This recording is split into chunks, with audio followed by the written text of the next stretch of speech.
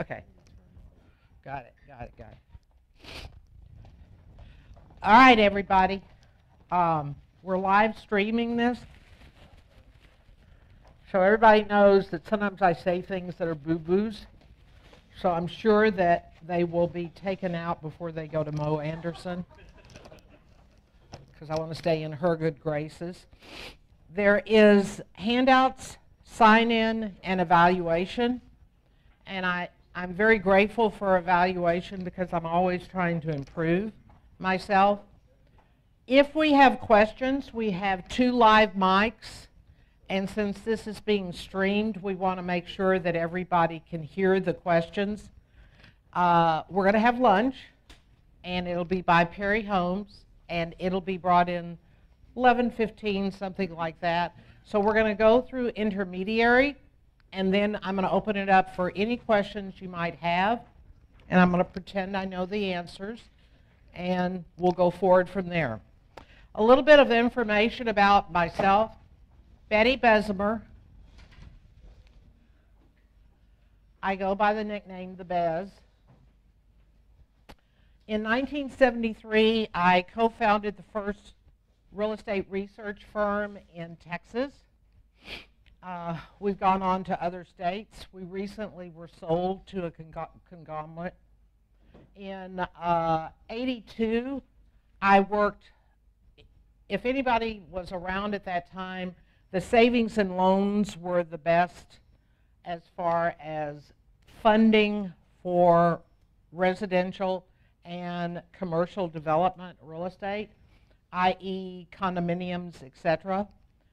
And the FBI walked into my office one evening and said, "We don't understand how land can be sold for $1 a foot. 3 months later, it sells for $3 a foot. 6 months later, it sells for $5 a foot, and then $9 a foot." And so we worked secretly with the FBI for over 2 years. And then it was found what the fraud that was taking place. An example would be that they would buy land, go out and borrow money from an S&L, build condominiums, and on paper it showed that there were 300 condominiums, 185 were already pre-sold. Through the research, we found out that the collusion was they would go to secretaries and they'd say, "You want to get into real estate investment?" And the secretary would say, "Well, I don't make enough money." And they said, "Don't worry about it. Let us have your tax returns." They would then fraudulently redo the tax returns. So a secretary who was making at that time maybe $19,000, $25,000 a year owned 3 condominiums that were supposedly 3 out of the 185. It was all fraud. The appraiser was involved in it. One savings and loan was borrowing it from the second savings and loan, and they couldn't figure out how to pull them down. So what they finally got them on was tax fraud, and it was securities fraud. So this savings and loan would borrow from this savings and loan $3 million with the agreement that this savings and loan would then go and buy back stocks from the first savings and loan. So it was, I'll go borrow $3 million, I'll go put $1 million back into yours. So it was all very incestuous. The only thing I asked the FBI was that my name never be used, because I didn't want to end up under the river. Because, believe me, it was the bad people. One of the developers took my former husband up in a helicopter to show them the development he was doing on these condominiums. And he said, "I want to introduce you to my pilot." And my pilot is a Vietnam War veteran. And he said, "George, don't you want to buy some condominiums and George, my former husband, said, "No, thank you. I'm just real happy just being a little researcher." And he turned to the pilot and he said, "Show him how you make an emergency landing." He turned off the helicopter while they were up there. And then, of course, he turned it back on just in time for them to land. And my husband got off the plane and called me and said, "This man is cuckoo." And he was. And he was part of this. We didn't know that he was part of this sham.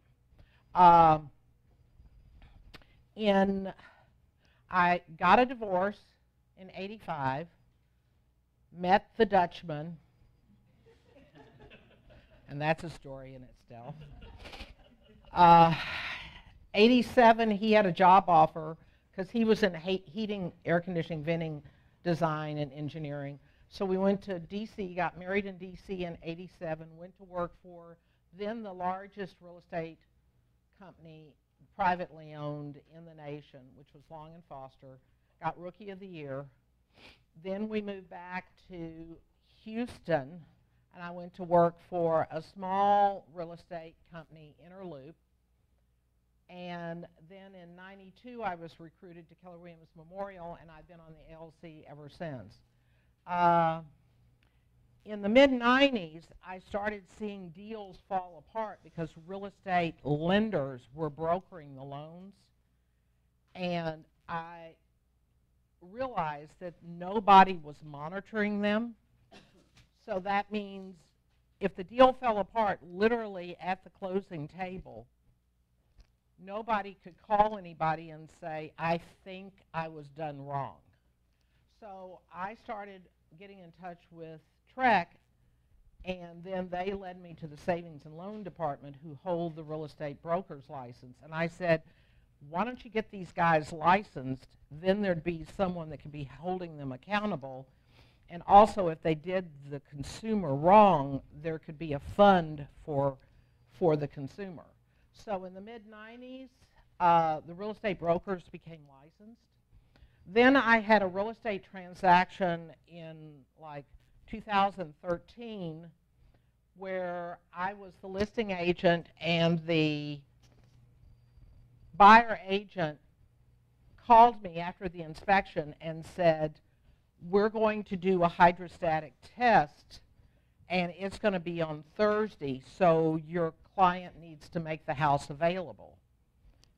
And I said, "Well, wait a minute. A hydrostatic test is an invasive test. It's not an inspection." And I said, "Who's doing it?" So I started calling the person that was going to do the hydrostatic test, and this is Tuesday, and he wouldn't return my phone call. I called the agent. I told the client what a hydrostatic test was. Now, this house was over 50 years old, so when you start putting pressure on pipes of that age, what's going to happen? So I said, "Client, seller, you need to tell us if you want to have this done, because it's not in the contract." So she said no. And I called the buyer agent, and I said,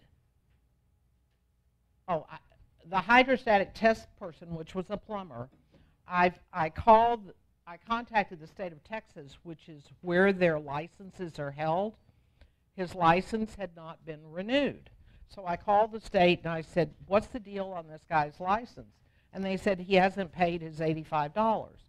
So I called the hydrostatic test guy, which I'd been calling for 3 days, and I said, "I need to see your insurance policy and also that you've renewed it." And it turned out his license was due for renewal in April. He had not renewed it, and this was August. His master plumber didn't even know this. So I called the buyer agent, and I said, "My client, the seller, will not allow you to do the hydrostatic test.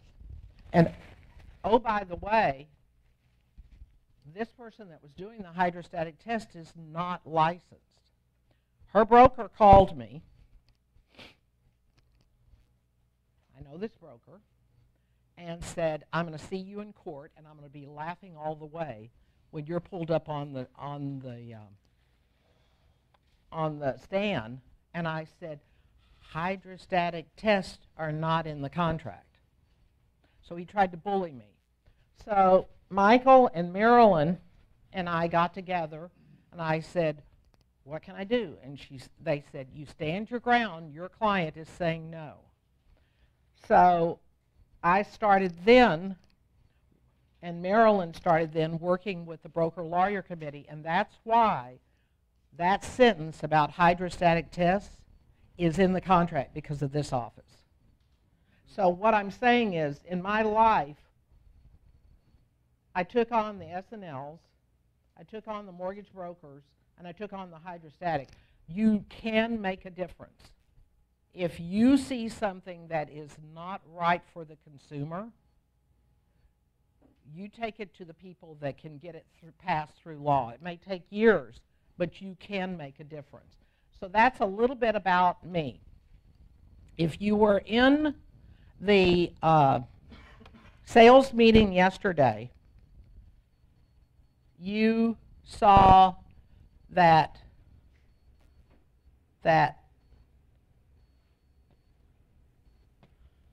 Michael said, intermediary is the thing that we get most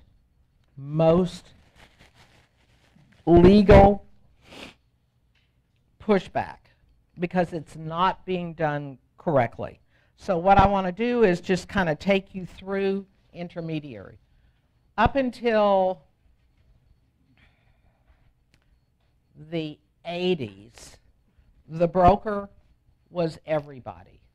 So whatever the broker said, so in this instance, Keller Williams Memorial, every agent that showed a Keller Williams Memorial listing was a sub-agent of Keller Williams.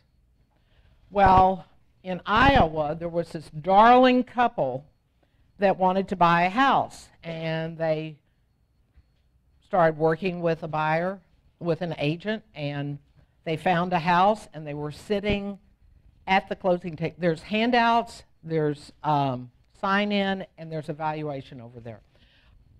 The darling couple went to closing, and the seller was sitting around the table and said these words, I'm so happy that I had 2 real estate agents working for me to get this deal done.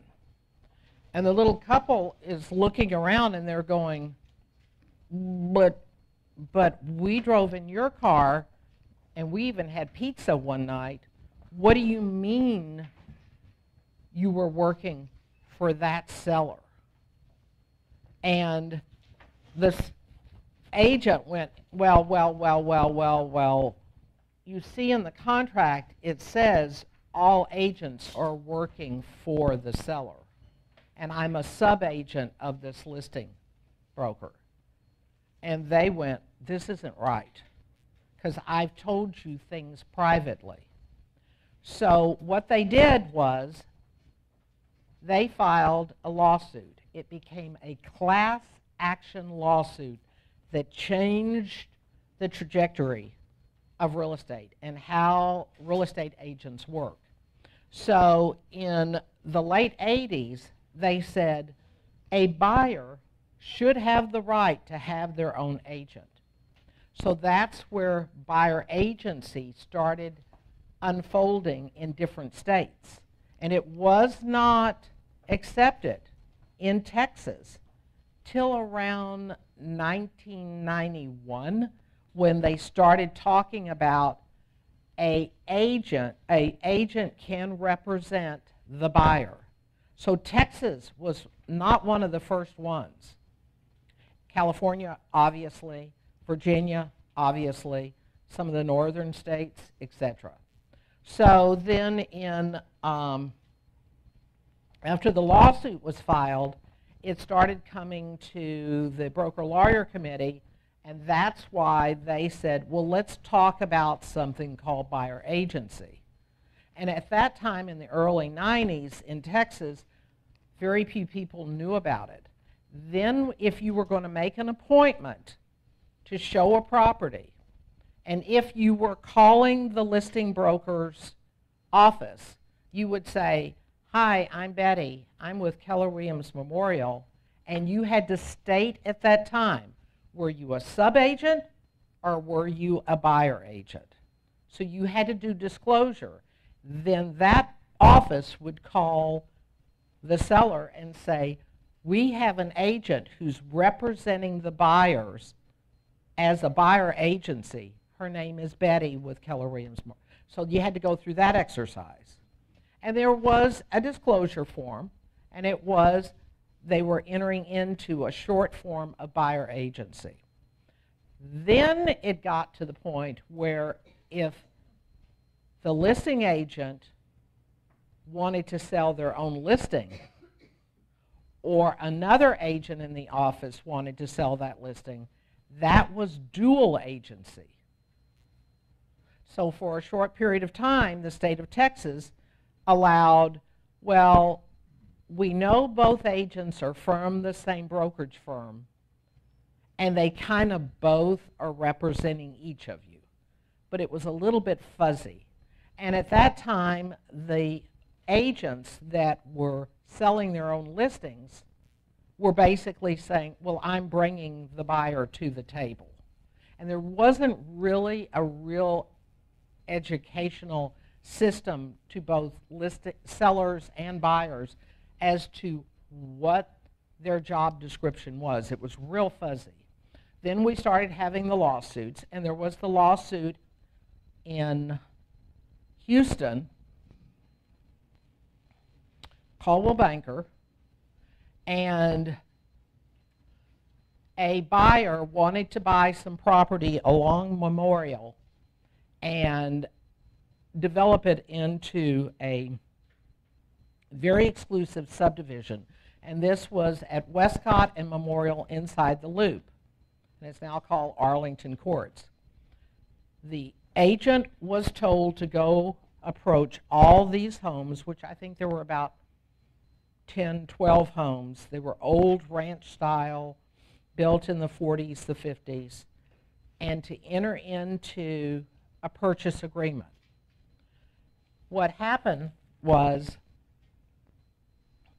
the agent was able to accumulate all the properties and to jointly close them very silently, representing the developer.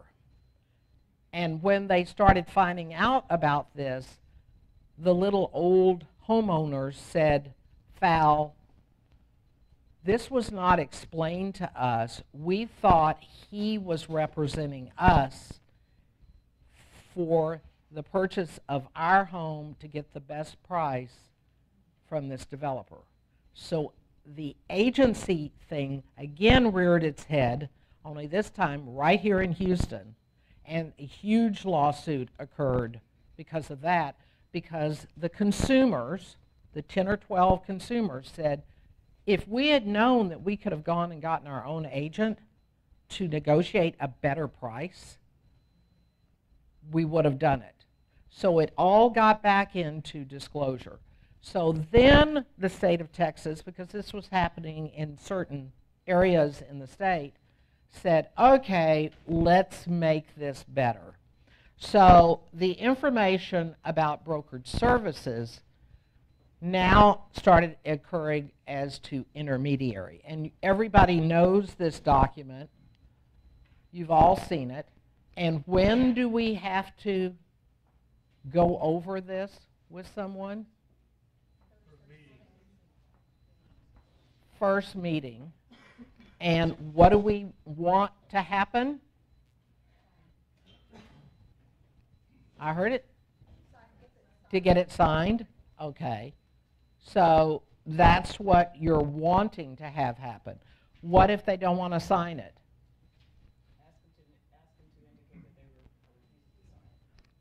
Okay, so you can write down here that the principal, it was given to the principal, they received it, and what time and what day, etc. And then they have a copy and you have a copy. So as long as Marilyn says, we have done our due diligence as far as explaining it to them. Now, when you talk about the information about brokerage services, as you can see, you've got representing the seller, you've got representing the buyer, and then you've got intermediary. So when we talk about intermediary, one of the illustrations that I do is I take the sheet, I flip it over to the back, and I say, may I have permission to explain this to you? And I say, everybody knows about a football field or a soccer field, right? And so we have one team here, and let's call that team the seller. And then we have another team here, and let's call the team the buyer. And when there's a football or soccer team, what do we have on the sides? Coaches. So this coach is coaching this team. And this coach will be the listing agent. And then on the other side, we have a coach that is the buyer agency. And that coach is coaching the buyer. But what if the buyer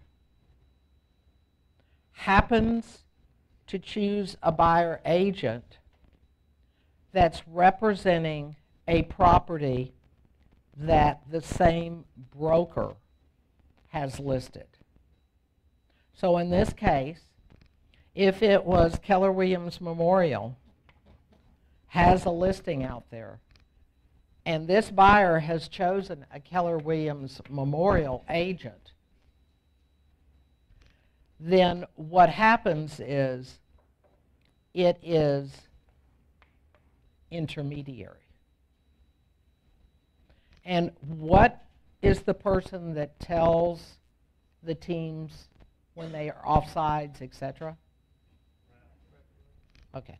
So just think in terms of the intermediary is the referee. And who is our intermediary? Michael, the broker of record.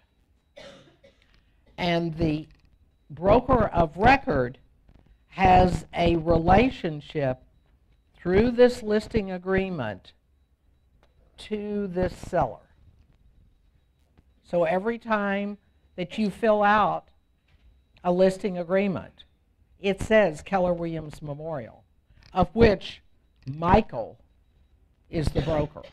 So Michael has a relationship through you, the listing agent, to represent the seller. And then every buyer agency relationship says, who's the broker? Keller Williams Memorial.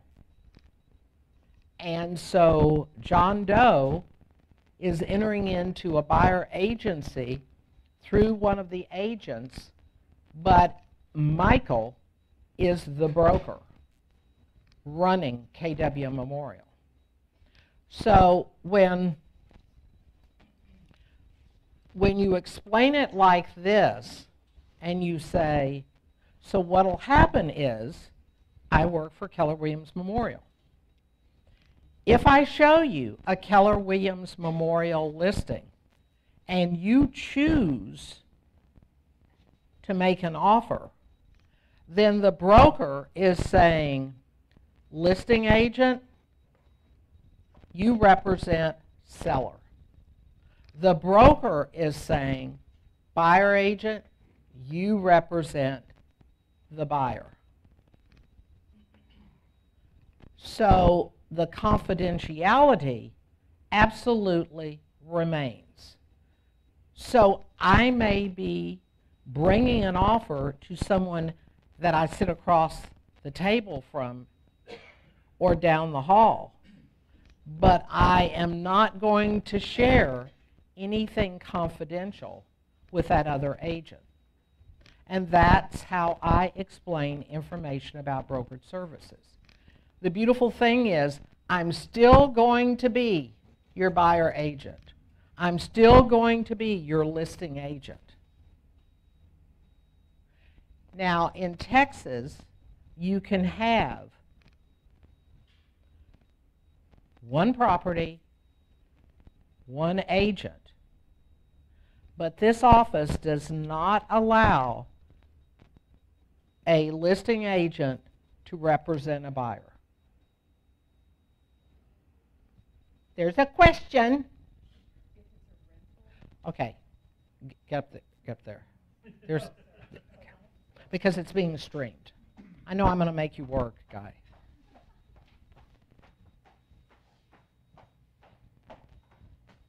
Since I just represented a client that had a listing and also represented the buyer on a rental.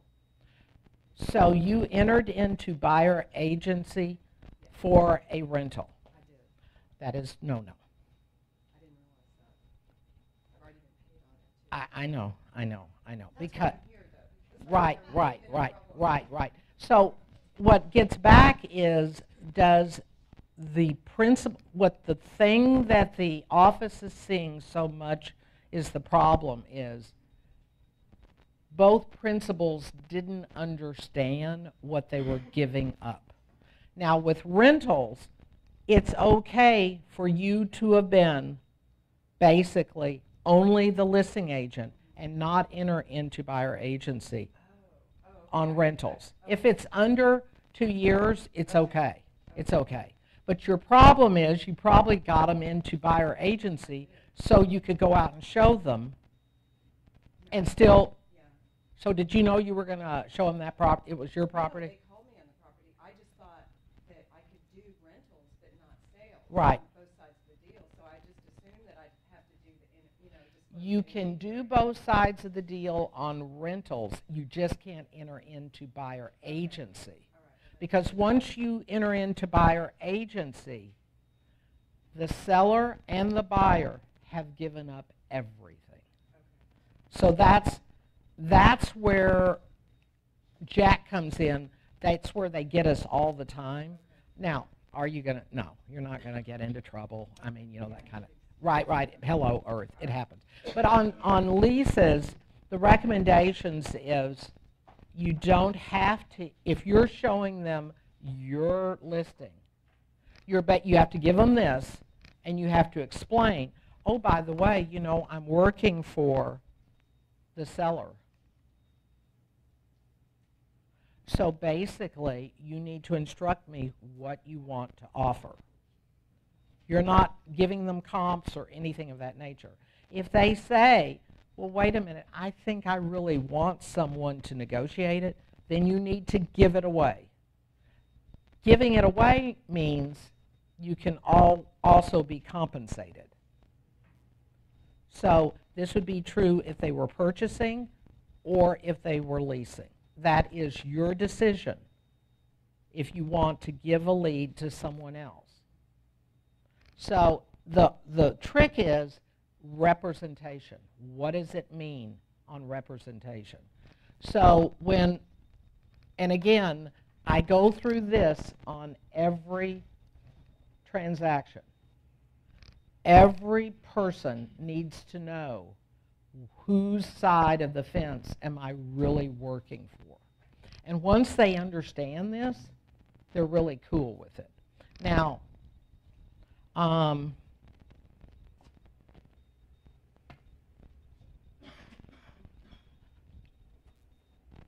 Trek says, let's ask, who do you think needs to have buyer agency representation?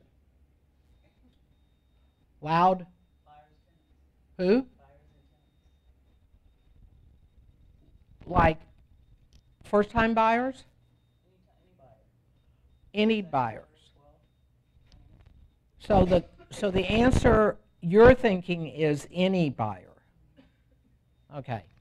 So what Trek says is if someone is a first time, do they know the documents? No. Right. Relocating, do they know where they really want to live and what's okay. So what if they are old like me and they haven't bought a home? Things have changed a lot. Yeah. So they haven't done a deal recently. So not recently. So you see it's adding up. When someone says, I don't need an agent, if they're falling into that, so who would be someone who'd say, I don't need an agent? Okay. And so what question do we want to ask an investor? How many homes have you bought? Exactly. Because everybody thinks they're an investor. If they don't have a number of properties that they bought and sold, they're not really, they don't understand it. They don't understand the documents, etc. What if I just want you to help me on the paperwork to sell my house to my daughter? Do I need another agent? I want to sell my house to my daughter. I just want to do the paperwork. Do I need an agent representing me or another agent? What's your thoughts?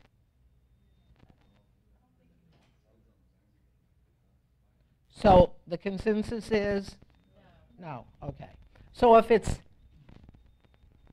an in-house transaction, you see what I'm saying? Or so that would be a relative, etc. Now you may say to them, I recommend that you go through an attorney to make sure the paperwork is done correctly, because you're not an attorney. Oh, you're saying you're selling your listing to a relative. Is that what you're saying? Let's say that it's a principal that says, look, I don't want to live here anymore. You know, my husband died. I just want to sell the house to my daughter. You know, that kind of thing. So it's really not negotiate. So really Trek is saying almost every time except when it's an investor who's a full-fledged investor.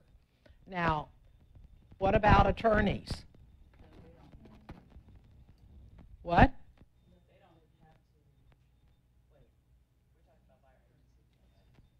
Mm-hmm.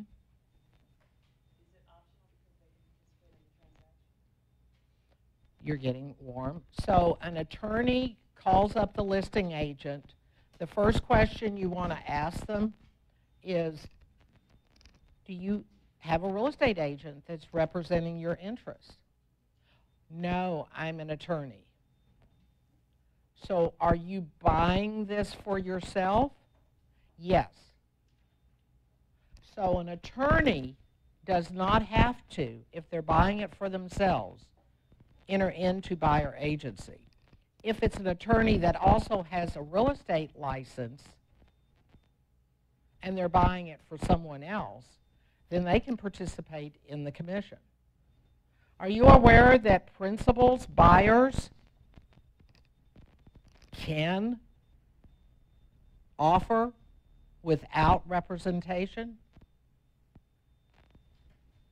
They can't be paid commission, but they can say, so if you have a $200,000 home, and hypothetically MLS has said there's a 3% commission to the buyer agent, that principal can say, well, I want to offer $200,000 less $12,000. So they are lowering the offer. Then, as Marilyn says, this person has no right to interfere with the commission that you have in the listing agreement. But here's the catch-22. You have an offer. You're supposed to give the offer to the seller, and you have to disclose to the seller, this person has no representation. They're buying it. They're just coming in, and they're basically offering you the same as if another person with representation that wanted this, the 3% or the $6,000. It's between you and the principal. If the principal, the seller says, I don't like this, I want someone to have representation. It's kind of hard for you to say, well, I don't think you should take it because I'm not going to get paid, and I'm going to have to do both sides of the deal. Are you hearing the catch-22 here? You're the listing agent. Someone calls you and says, I only want to deal with a listing agent because I'm going to buy it. I'm cool. I don't want to have an agent. And they're going to come in and they see 3% on the MLS. They're going to offer 3% or whatever. They're not going to get the 3%. They're just going to take it off the got it, okay? Did everybody? So you will get those phone calls when people will say, no, I don't have an agent. I don't want an agent. I only want to deal with this listing agent because I'm going to participate. Doesn't mean that they're going to get the money. Then the question is, I just want to be clear, who's going to write the offer? Well, you're the listing agent. So you're going to do both sides of the deal. You're only representing the seller. So, but you have to really spin the offer to the seller so it doesn't look like you're deterring him from not accepting an offer where there's no representation. You have to give this. You have to circle, I'm representing the seller. You have to present the offer.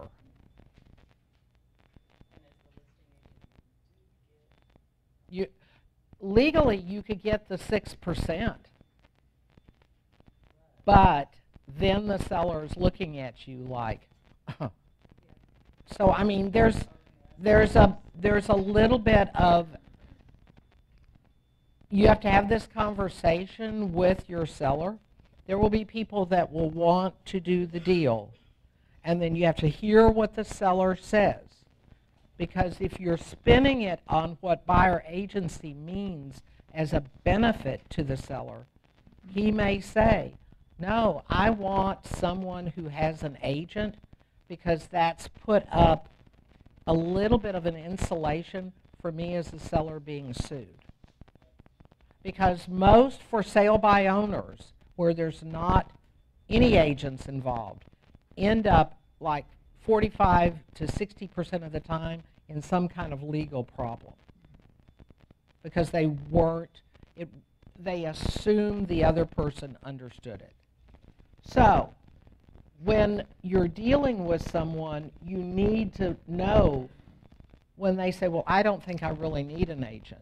Well, yes, you do, because the state of Texas feels so strong about if you're brand new, you don't know these documents. Yes. Mike. I'm going to make you. I can see. Why don't we just take the mic off and then we'll pass it. I'm glad I came here because I've been having a lot of pushback about a lot of lawyers, real estate lawyers, just regular lawyers. And I have an individual who is an attorney, and she has been pursuing me, asking me to pull homes in certain areas, Memorial, Tanglewile. And she told me initially she didn't want an attorney. She didn't want a real estate agent. So I said, okay. I pushed back. I didn't say anything. And she just recently reached out to me and asked me to start pulling homes. And I didn't pull a home last year for her, so we've been corresponding. So I wanted to ask her, would she need me? I don't want to waste my time and start pulling a home for her because I know she wants to use my key to get in. I'm not going to do that. but I wanted to ask the question, should I even ask that question? Because she's already initially told me that she didn't want one. Now she's coming back to me again asking me to help pull homes and start looking at homes. Yeah, that's, so this is a perfect example. Is this a personal friend or just you got them off of Well, no, a sign call? No, I was at an event and she approached me. Right. So, yeah. So be very blunt. So great. So what I'm understanding is you want to look at homes, and you're also an attorney. Are you planning to participate in writing the offer and reducing the offer by a commission that would be paid to a buyer agent? Just point blank. Okay. I hope you understand, by sending you information on a home that I'm not going to be paid on, indirectly, that will impact my E&O. Did you know that? Did you know how easy? We live in the most frivolous lawsuit abuse state in the nation. And all they have to do is say, when the deal goes south, where'd you get this information about this property? Oh, well, Betty over at Keller Williams sent it to me. So you have to have this, you have to talk about your worth. You have to talk, because she can get every document that Trek has. Yeah. She can't get the TAR documents, but she can get NHAR documents. And now she could pretty much run CMA herself with the way the world is now. So you have to make a decision. I hope you'll respect, I'm a professional just like you. I will work my bungies off for you. And then maybe negotiate, a commission with her. She may say, well, I want to save the 3% and have it either off the price, or I want to have the seller pay my closing costs. If that's what she wants. See, it's sounding to me, you have to have that fierce conversation. And there are lots of attorneys that when they'll call, I'll say, great, well, I'm an attorney and so forth. Super. Are you planning to participate in the transaction? Because I need to know that. Because she can say, and also if she hadn't entered into buyer agency, you have no, hello. Yeah, no. And then it can get really sticky if you open the door and then later she says she wants that house. Then who was the procuring cause? Because he sent her the properties. Then it becomes a fight, and it's not pretty. So just stand your ground. And I respect that. See, there's some agents that will do it. Hey, well, just pay me $500 or $1,000 and I'll be your show. I mean, that's their decision. We're all individuals. So if you want to be just a taxi driver, then that's what you are. But remember what Marilyn has said to you about legality. Now, when you open the door, you got to have eyes on these people. Because they're going to go up in the attic and fall through the attic and break their leg and sue you. Because God knows you pushed them up that attic. So, it's hard to say no, but then once you have your value system of, I only have so many hours in the day to work, and I'm working for people that sign my buyer agency. And that's why I've been reluctant to even pull homes for her. Because I was like, no, I'm not going to go through Has that. she signed that? No, she refused to do that. Okay, hello, Earth. Yeah, that's the problem. I know. I have seen agents work with attorneys and nibble them down and eventually get them to do some kind of, they don't get all of it. It has to be your decision. Okay. Cool? Great, thank you. Okay. Wait. All right.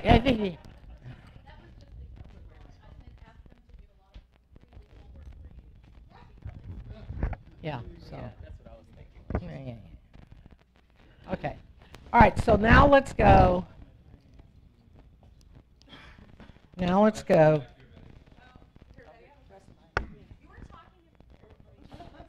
Just take the friggin' Take thing. it with me back to Yeah. Okay. Is it on? Yeah. You were talking about like a mother wanting to sell her home to her daughter. I may be in a position where I have, I am kind of hooking up a buyer and a seller who may be willing both to go unrepresented and kind of negotiate and come to a price on their own, and then have me write up a contract for them. How does that work? How do I do that? Well, Marilyn doesn't like that because we don't know when you hooked them up what they said to each other. Why does it matter what they said to each other? Because we don't know the seller saying, I've had no water penetration. You know, here's my seller's disclosure. Well, what people think when water penetration is what? They think it's a flood, so it could be the water heater. Right, right. It's right. So see, and then by you being the agent, who are you representing? It has to disclose who you're representing. Okay, so let's talk through how this would work in a good way. Where, I'm serious. No, I need to figure this out. Look, tell me. Okay, so I've been talking with someone who is thinking about putting their house on the market. Right. I know someone else in the neighborhood who is looking for a house like that, who I can just see potentially they may want to buy this person's home. Right. And they're both friends of mine. I can see them possibly, and I've heard of people doing this where they just talk, they come to a price that they agree on, and they make it happen. But you haven't done the paperwork. Who hasn't done Remember, if you have if you hook them up, what I would do is I would go to the listing, because we don't know the buyer can even afford it. We don't know because they haven't gone through due diligence. So what I would do is I would say, here, may I make this recommendation? Let's enter into a listing agreement. Okay. And we're going to say, I'm going to give you the comps, and we're going to come to an agreement. You're going to sign all the documents and so forth. And then I can, because I know of someone who may be interested, I can take it. But then, see, that person also has to agree to have no representation. Right, so I'm on the listing side, I'm representing them, and the buyer is pretty much saying, I'm okay with being unrepresented. Again, that would be. I know Marilyn would say, well, refer them to a buyer's agent. That's what the recommendation would be. And then you get a commission on both sides. Well, a little bit of a commission on the buyer side. Right. I think part of what bothers me is they're both friends of mine. I want to represent both of them, and I hate passing one of them off to a buyer's agent. If you're ethically doing the right thing for the seller, it should go on MLS. If you're ethically doing the right thing, what if they don't care? What if they don't want it to go on? Or they're fine with just making it happen with this other person? I understand. Then they need to understand if this buyer has no representation, and that becomes another problem, because the court of law is going to say, and how long have you known the buyer?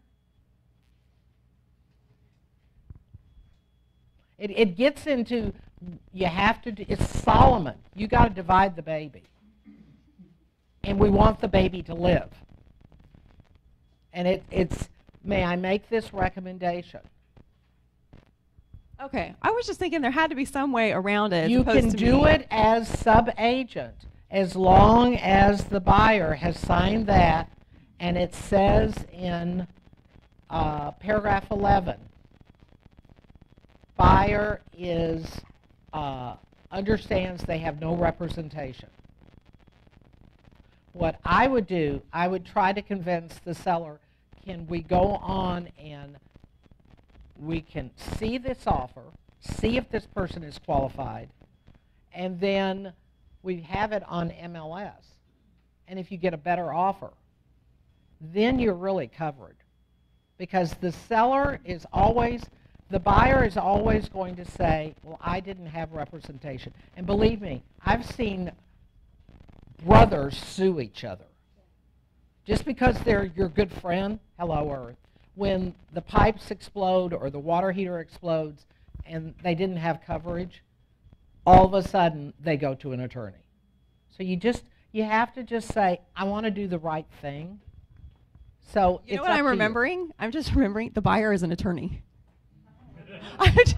Well, then that's okay. It's just hitting me. He's an okay. attorney. Okay, He what could kind of an choose attorney? to- What kind of attorney? I don't know. That's a big question. Well, not a If real I'm- estate. No. What do If you- I'm a what do you corporate mean? attorney, I don't know how to do a real estate deal. Unless I'm a business broker attorney or a real estate attorney, I don't. Believe me, I love attorneys because I can eat their lunch. Because I know this contract, and I'll phrase it, and I know that they know the lawsuits, and they'll go, okay, we're going with you. So we're cool. So that's great. So pretty much the buyer has to get a buyer's agent, or they have to be willing to Or they to be hire a real sub-agent. estate attorney, or they're a sub-agent.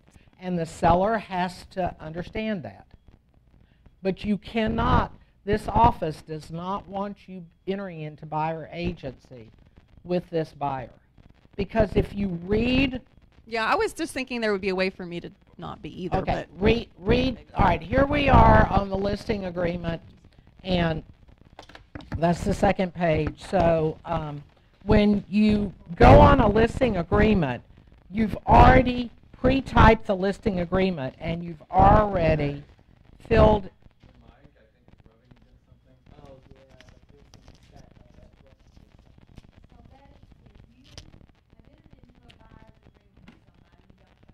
Where's the mic?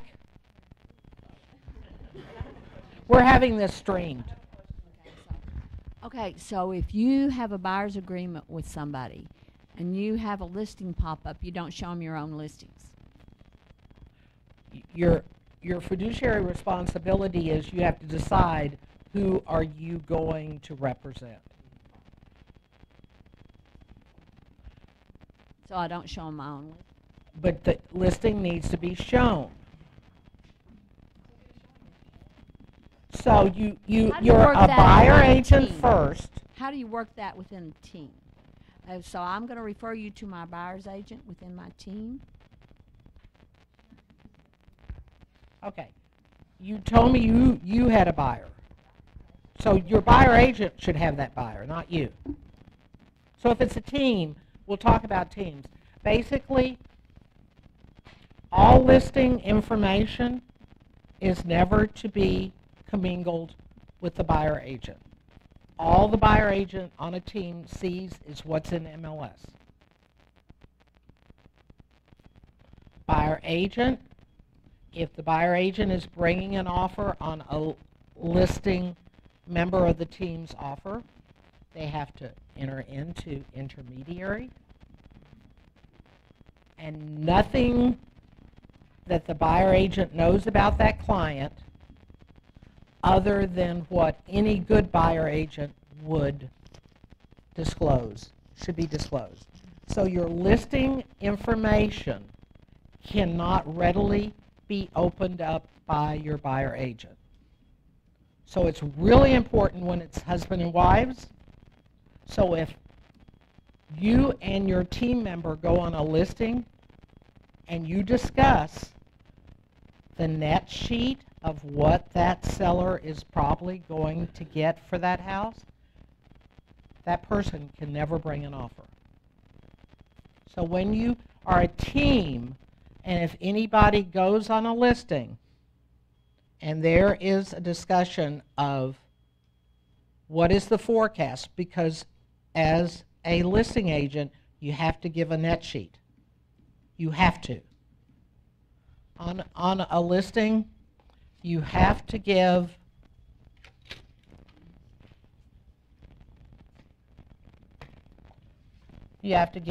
a copy of everything they sign. You have to give a copy of a contract. So if it's single family, contract.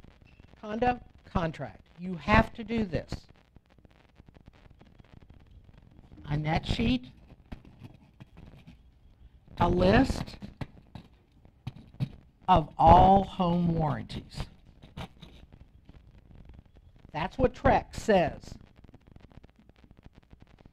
if you're a listing agent, everything they sign and you go over, they have to have a copy. They have to have a copy of a contract before they see a contract, and all addendi. A net sheet. They have to know if we list it for $200,000 and we get an offer for $190,000, which is what you think the comparable market says it is, what are they going to net? And that includes how much they owe. And what I do is I go a high, a medium, and a low. So every one of my net sheets, when I do a net sheet, here's all the fees over here. And so if we're listing it for $200,000, but I think it's going to sell for $180,000, that I might give a $200,000, $190,000, and $180,000.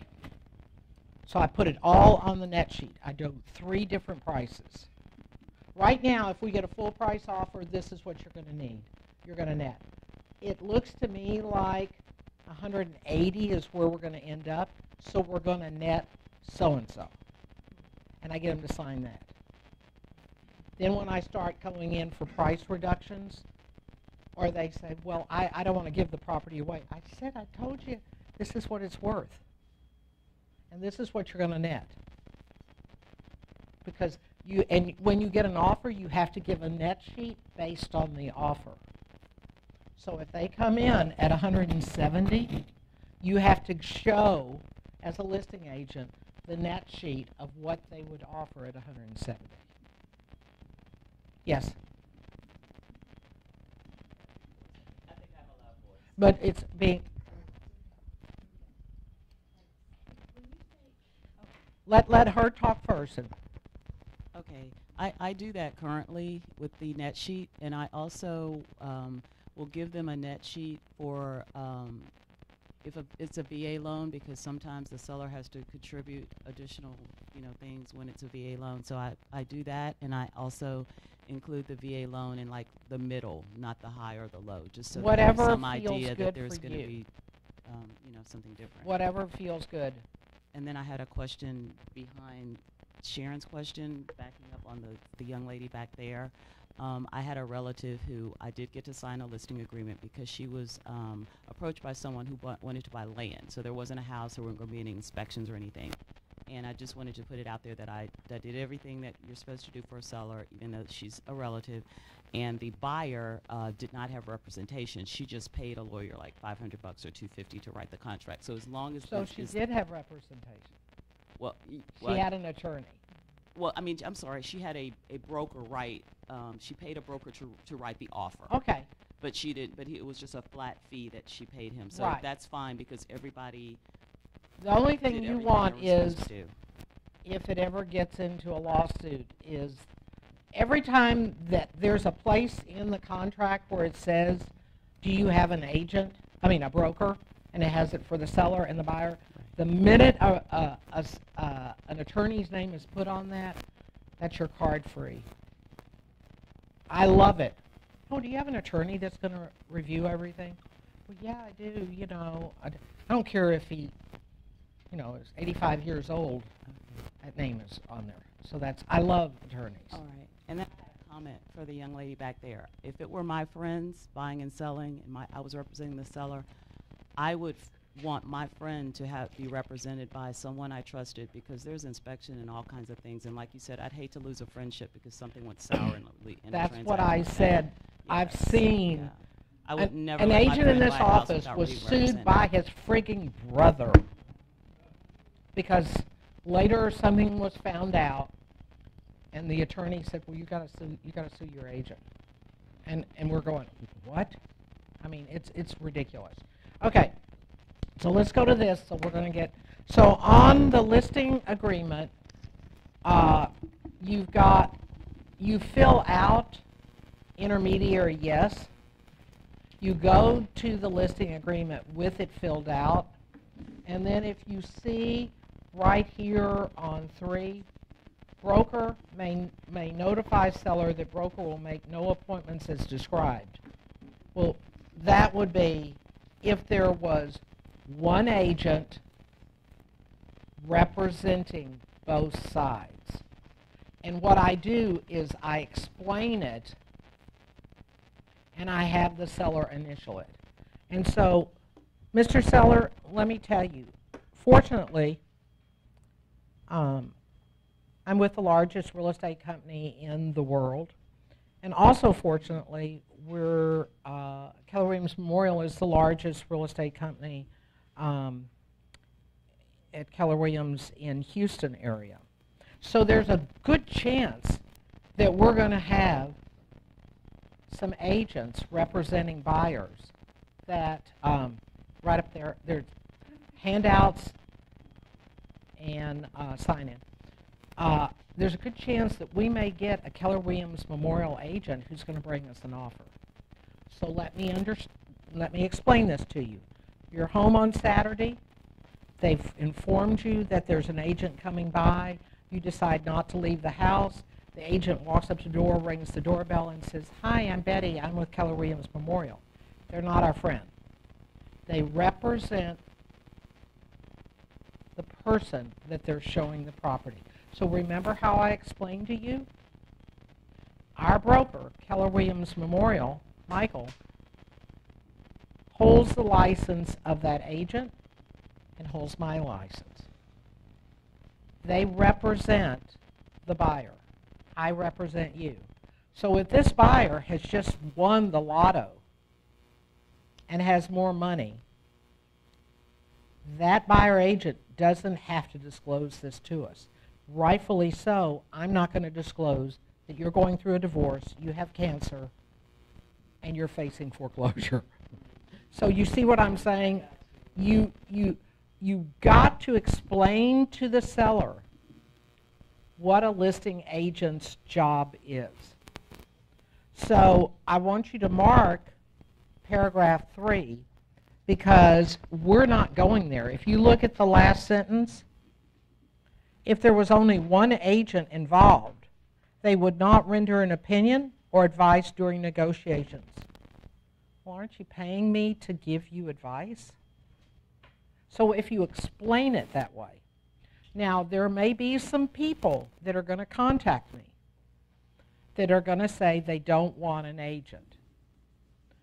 You have to tell me, and I have asked Marilyn this question, do you want me to show properties to people that don't have representation?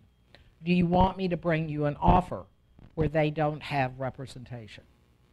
And that discussion has to happen. And then you can say, if someone calls you, hey, I'm going to be representing myself. I don't want an agent. I'm so sorry, the seller has made the decision. Maybe this is the house they want. May I get you an agent? They want the other agent to be represented. So your responsibility as a listing agent is to really go over this and this sentence right here. So when it raises its head, you've already handled it. Then when you go to the listing agreement, here on 15, what Marilyn wants, if you have a relationship with another agent in this office, that you're going to turn the buyers over to another agent, you need to put this script in here. Buyer agent on the listing agent's team is authorized to bring prospective buyers because the seller has to give you permission that the person acting as the buyer agent can show and bring offers. And again, Marilyn is, write it in. So if you have a relationship with someone else in the office that they are going to if you get sign calls, I'm going to give you the leads. And oh, by the way, and then you set up a negotiation as to the compensation. So if I'm the listing agent and I get a call on the property, and they say, I want to see the property. That's great. Let me get all your information. Do you currently have a real estate agent that you're working with? No, I don't. Well, what I'm going to do is I'm going to give your information to an agent, and she can assist you in your home search, or he.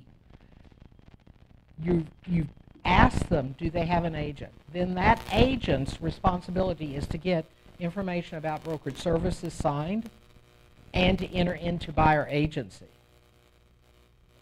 Then I may say to that agent, if I give you a referral and that person wants to buy this property, then I want X percent or a dollar amount. Then you will also have the conversation, if they don't buy this property, do you want X percent or a dollar amount on anything else? Then you have the conversation, do you want them back? Well, I think that's kind of hard. You fling them out, bring them back. Fling them out, bring them back. Okay, you had a question? I think you answered my question in regards to, I have someone who, I'm going to be their listing agent, but I know someone who wants to buy their house. Do I just give it to one of my colleagues and say, hey, let's negotiate some referral fee and things of that nature? Right. So I think you answered my question. Yeah, right. And that's why knowing the DISC profile is so important. So when you take the DISC class from Michael, you may have 2 or 3 agents that they could be the ones you're going to refer to. And it's the Dutchman. I'm married to an engineer. So if I give him a high IS, it's bye-bye. You know, I've got to give him, I would have to give him a C. I would have to give him a very analytical agent.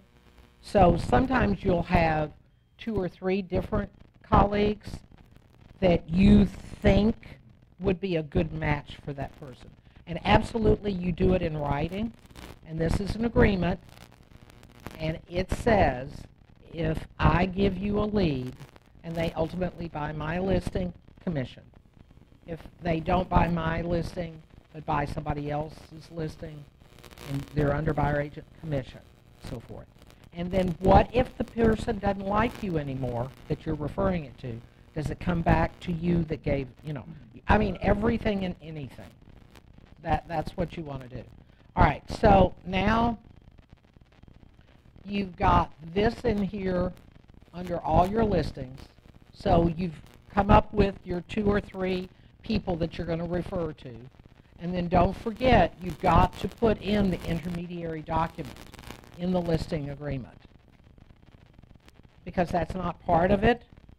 So then, here's the intermediary document. It shows who the seller is and who will eventually become the buyer. Well, we don't know who the buyer is, but it's Keller Williams Memorial. And here's the address of the subject property. So if I'm the listing agent, then I'm going to type Betty Bezemer is representing the owner, and the broker will appoint. Because remember, Michael is appointing the listing agent as the representative of the seller and the buyer agent, whoever that's going to be. So we don't know. So once it comes back when John Jones is represented by, represents BE buyer, then John is going to pick up the phone and call me, the listing agent, and say, I have someone interested in your property. Do you have intermediary already filled out?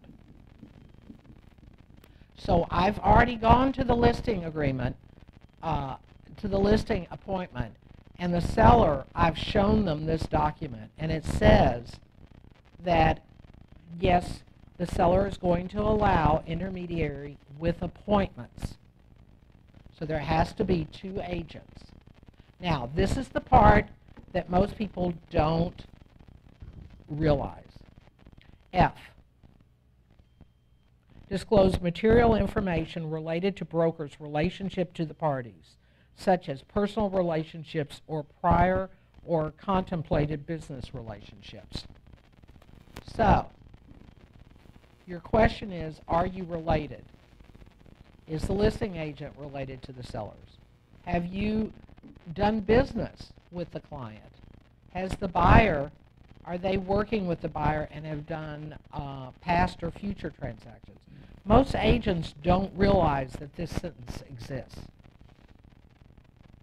So, TREC says that each principal has to know if the relationship with one or both of these agents is more than just a real estate transaction.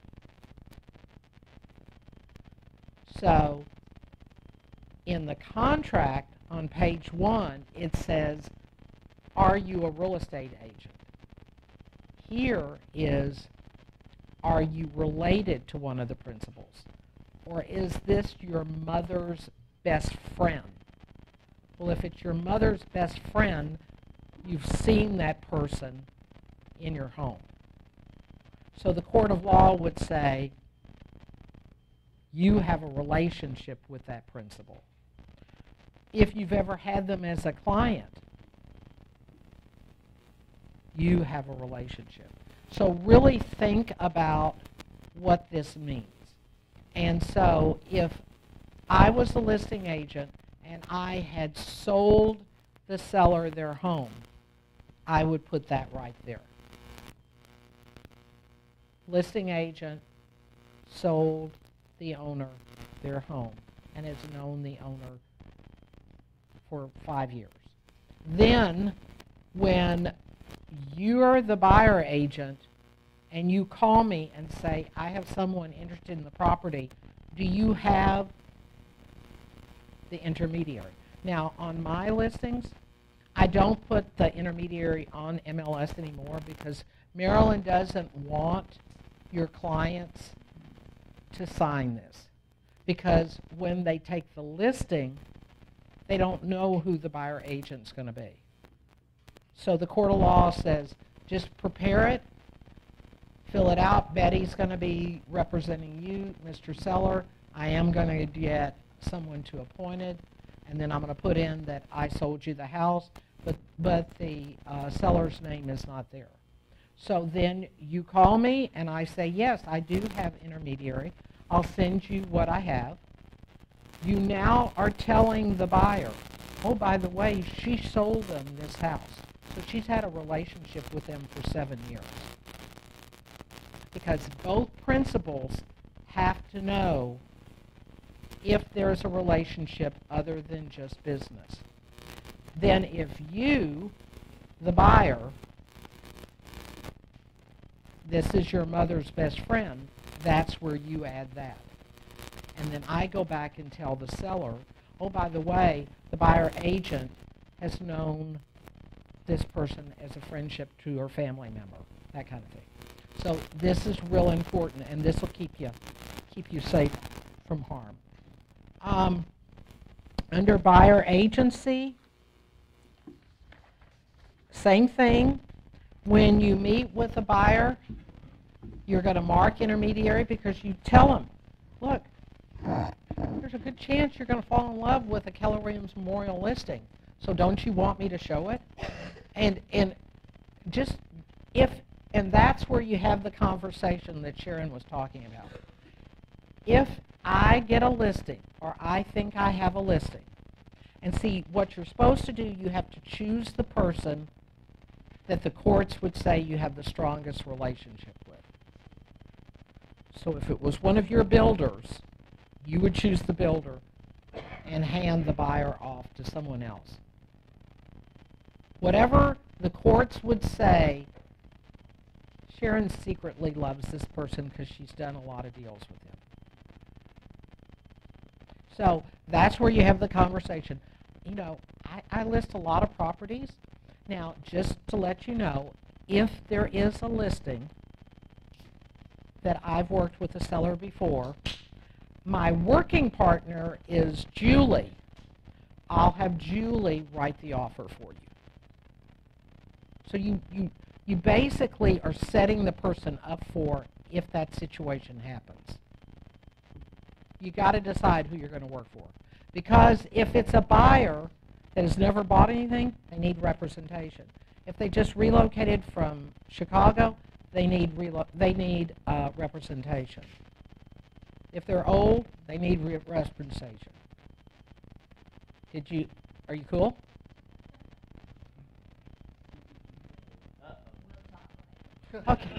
Okay, that'll be off. Okay. So again, when you go into the listing agreement and you say there's always going to be 2 agents, that normally will stop people saying, well, if I bring you a buyer, will you do the commission for 3.5%? You've already had this conversation. You're showing you need to have an agent on the other side. Okay, yes?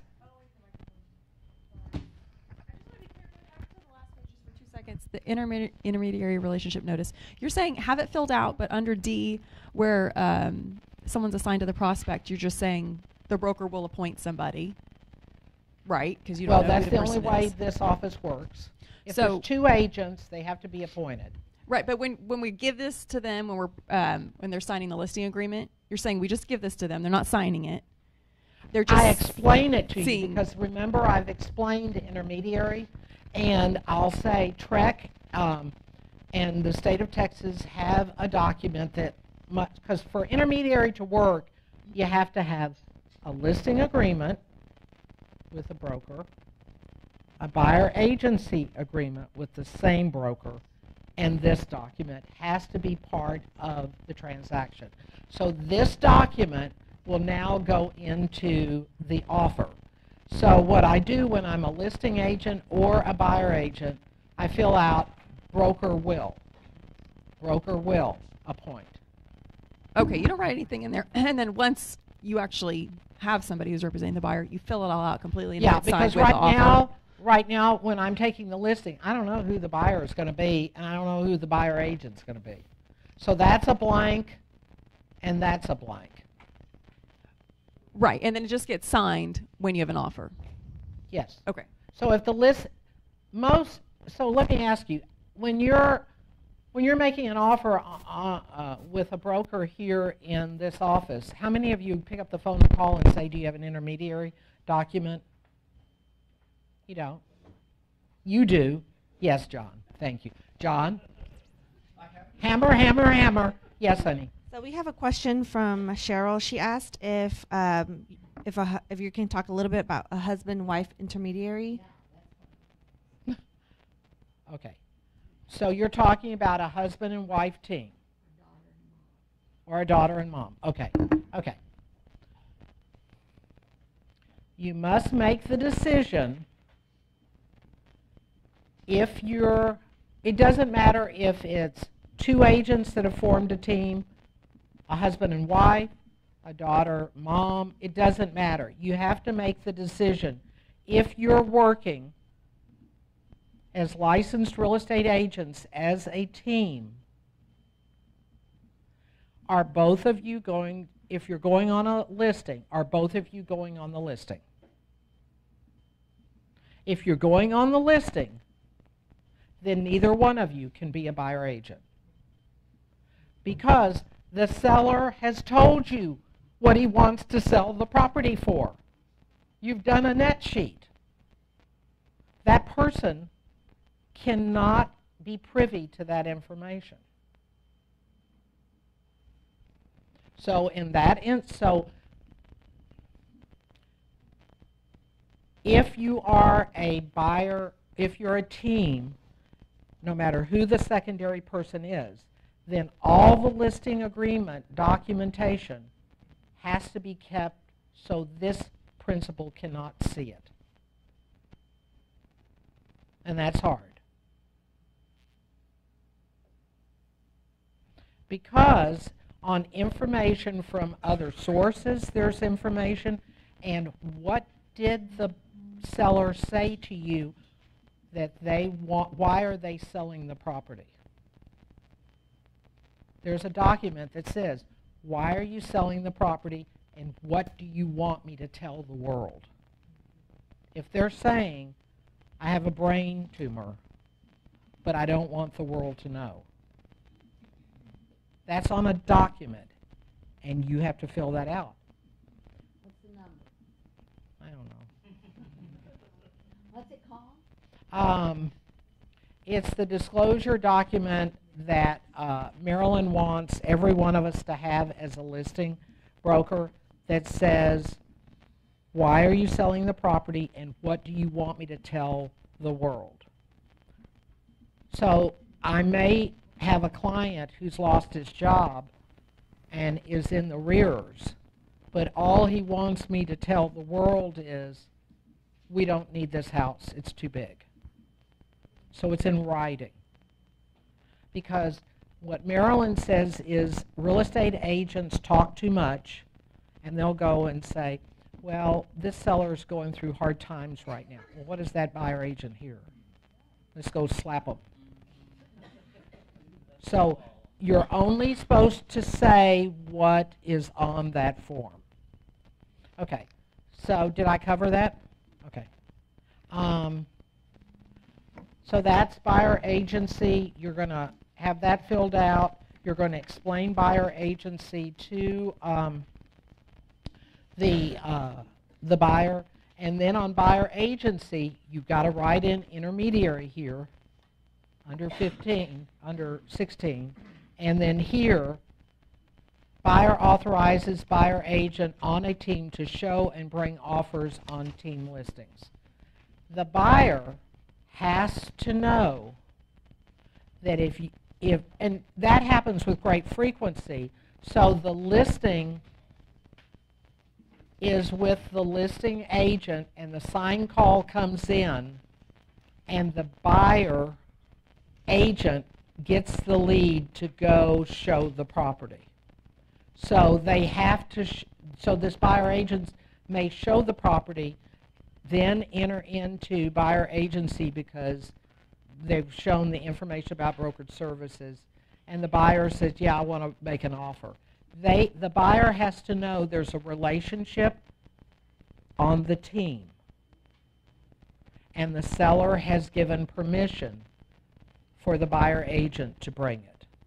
So Marilyn wants you to put this in both listing agreements and in buyer agency, because then it can never be used against us.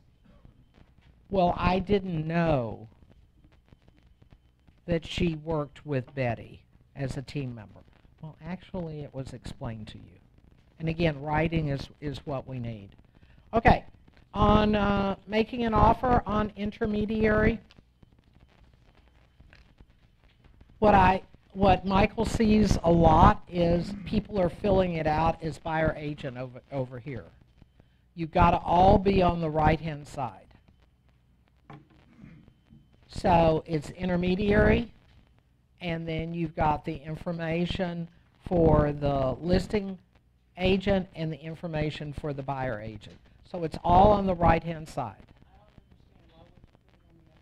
Because some people just think in terms of they had signed buyer agency, and they see buyer agency right there.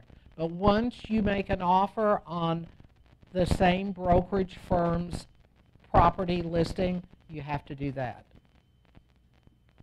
There's two, I always put the commission in, even though it's a listing agent, just because I just want to make sure I'm getting paid. So I always do the right-hand side. Okay, now, here is a listing. This is an MLS sheet. Okay, I don't know if I can do this. Okay, so on the second page, you'll see buyer agent commission. Everybody on that second page? So you always want to make sure when you're showing a property, are you getting paid? And how much are you getting paid? And sometimes you'll see a flat fee. Sometimes you'll see a reduced fee. Then you want to look at this right here, variable or dual rate. Does anybody know what that means? Yeah. Who's got the, yeah? I think that means that the commission is different than the commission isn't 6% split or 3% for each agent. Maybe it's 2 for the listing agent and 4 for the buying agent, but it's not the regular split that we usually do. I think Yes that's what and that no. means. Close? Yes, very close. So if the seller is talking to the listing agent and the seller says, okay, Betty, so what I'm seeing is your total commission is, let's pretend, 6%. So that would mean 3% is going to go over there to the buyer agent and 3% you're going to keep. Yes. Well, at my office, I may have someone who's interested in buying my property. So if I bring you a lead and you only have it on the market for 2 weeks or 2 days, will you do it for 5%? So let me understand this, Mr. Seller. In the 2 weeks that it's on the market, if you bring a buyer that I'm going to give to one of my agents in the office, because I want them to have representation, then the commission that I normally would be getting would have been 3, is now reduced down to 2%. Yes. That is a variable or dual commission. And any agent that's bringing an offer, it has to be disclosed. You have to call the listing agent and say, if they put yes there, what's the variable rate? They have to tell you. So in this instance, I would say, in my listing agreement, if someone in the seller's office who he thinks is interested in the property wants to make an offer, I'm going to do it at a reduced commission. What is that commission? So I know that I have to now tell, so if we have a $200,000 property, and if a regular buyer at 6%, so that's 12 commission. But if the guy from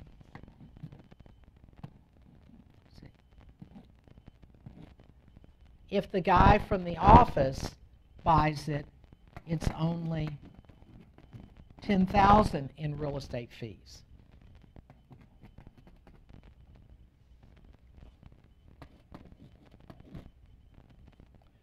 So do you see the buyer coming from the seller's office can offer $200,000. The seller only has to pay that in real estate fees, so the buyer will net this. While if I bring an offer, the buyer's only going to net this. So I have to tell my buyers, okay, here's what we got to do. We got to match this, and we don't know what this guy's going to offer. We have to go in at 202. You see what I'm saying? In the old days,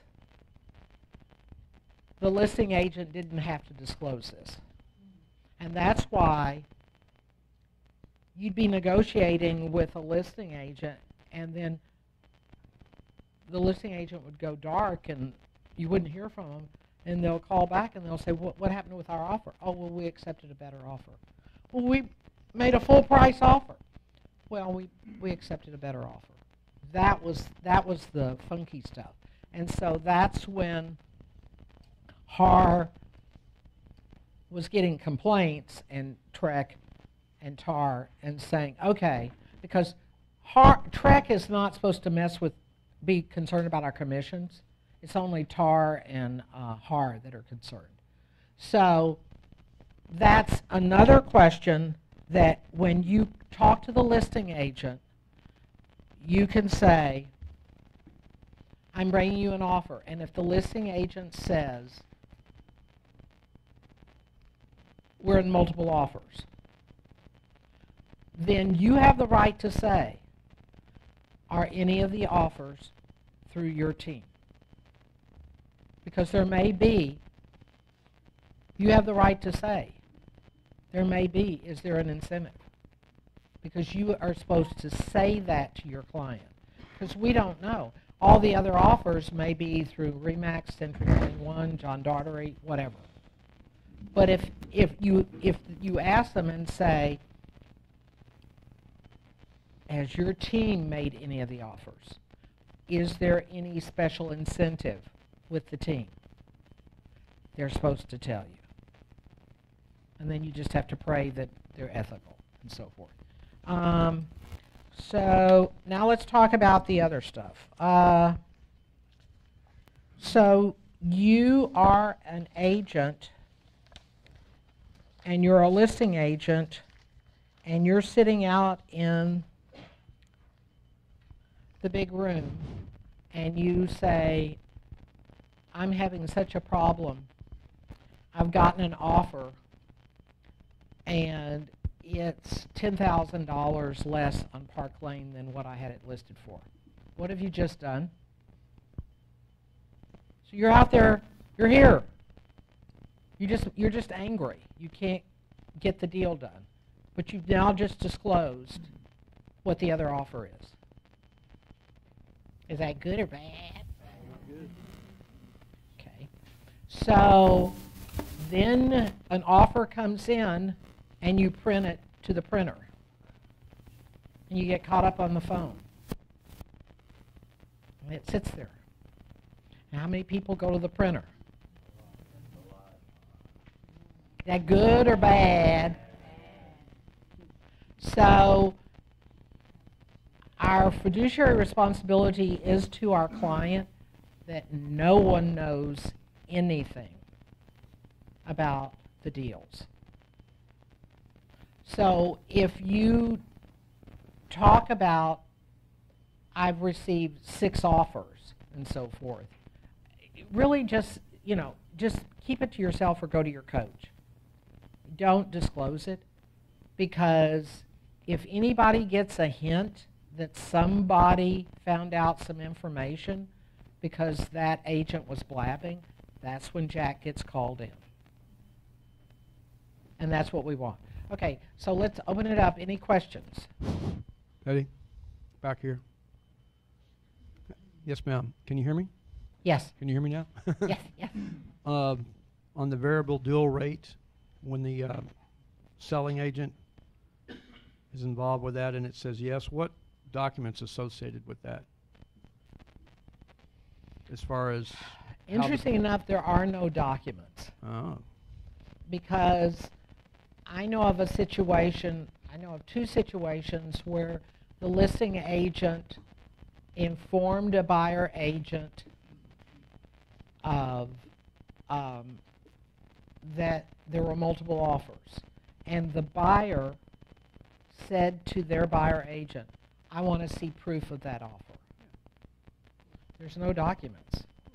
There's no documents.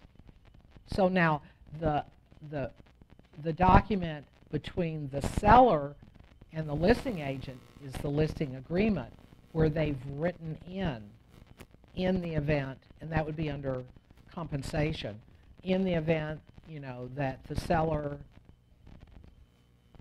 working colleague buys within 2 weeks, the commission would be reduced to da-da-da. So, but see, that's not privy to the buyer agent. That's a relationship between the seller and So you just pray that the agent will tell you the truth. So that situation on the buyer agency, the buyer, they didn't believe we were in multiple offers. He said, I'm not going back and countering until I see proof of the deal. Then you could get your seller, if they wanted to disclose, I've received 3 offers.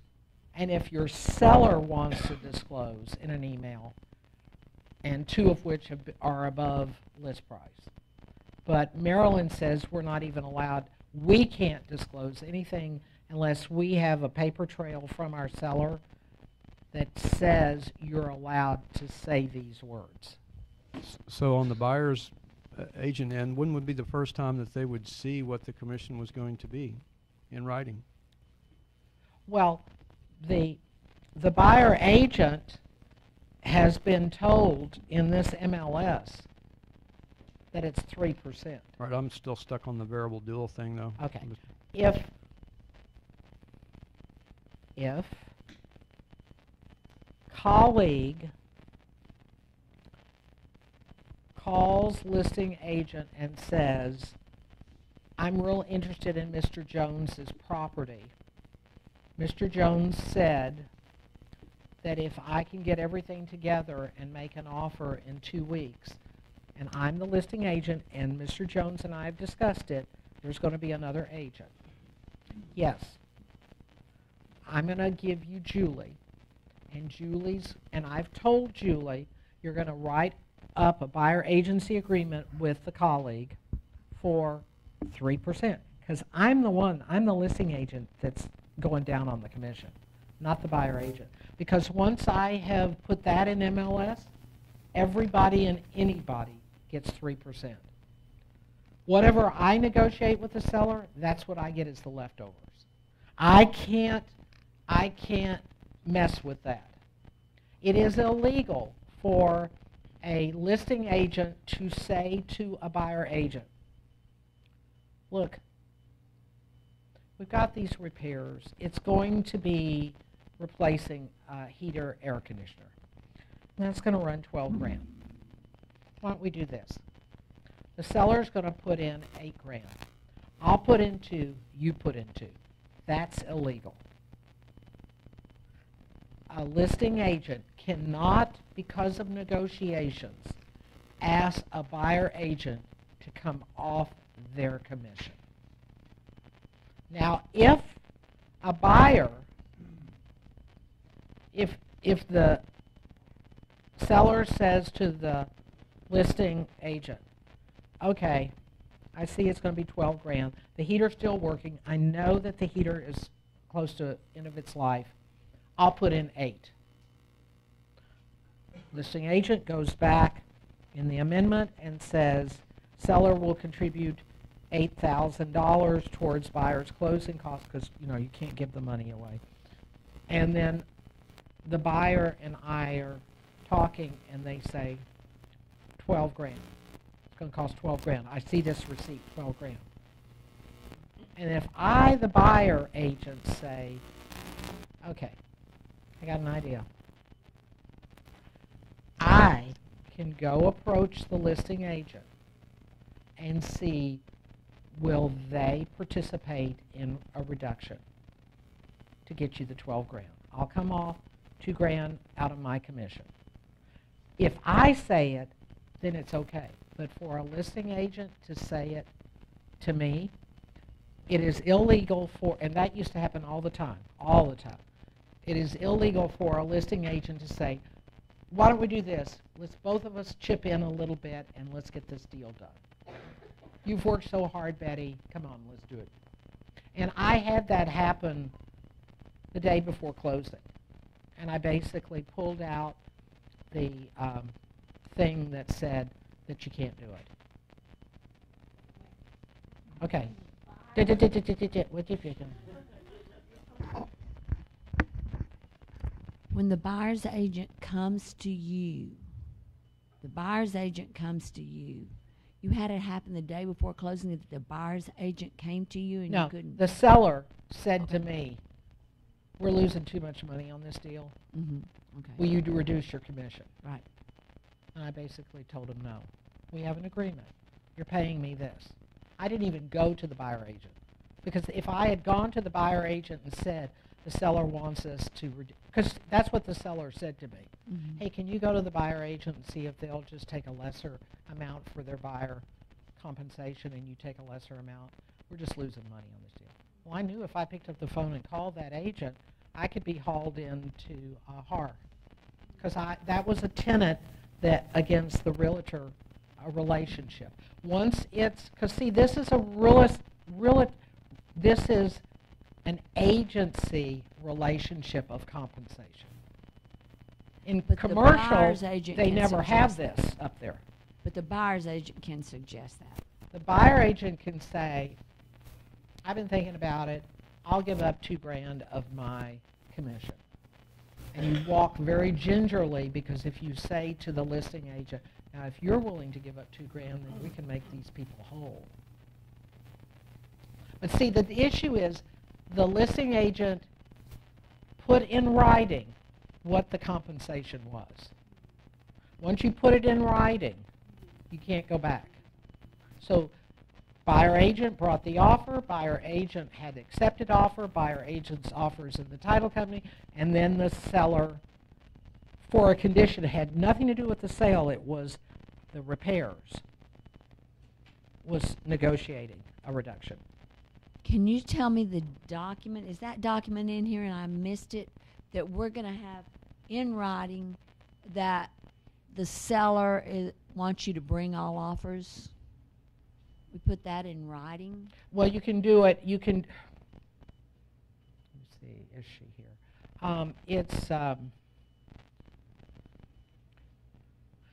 What I do is I put it in the listing agreement under special provisions. That well, I put language like on my listing agreement. I will put seller and broker agree to review sales price and market placement of properties, of subject property every 3 weeks. So what I'm setting my seller up for that I'm going to ask for either price reductions or some kind of incentive every 3 weeks. Then if the seller says, like, there are times when buyer agents will call you and say, I don't want to go through the exercise of writing an offer. Can I just give you it verbally? A verbal offer in the Woodlands came in, and the buyer agent called up the listing agent and said, my people are only here for the weekend. They're relocating. We want to make a verbal offer. Will your people accept so-and-so? Listing agent said, we don't deal with verbal offers. A month later, buyers were walking in the subdivision, came across the sellers. Sellers recognized them, that they had been in the home, and they said, oh, so you bought. Where'd you buy? Well, we bought down the street once we were told that you wouldn't consider our offer. And the seller said, what offer? Listing agent did not tell the seller. Seller sued listing agent and listing broker, because in the state of Texas, a verbal offer is an offer. Now, that may have been that agent's policy. So what we say is, thank you very much. Would you do a letter of intent and email it to me? And oh, by the way, what are the terms?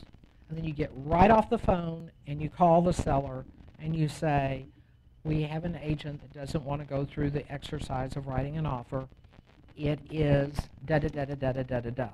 If the agent sends a letter of intent, that's great because it's a paper trail. And it basically, a letter of intent says, letter of intent, address, purchase price, close date, I'm going to pay cash, whatever, and a few things. It's just a little stuff like that. Then you have a paper trail. Then if the seller says, I told you I don't want it unless it's in writing, then would you be kind enough to email? Now you can do that in the listing agreement and you put that under special provisions. All offers are to be submitted to the listing agent in writing. Seller will not respond. Also, you know you're supposed to, when you take a listing, you're supposed to go over with the seller the document about this is a response to the offer.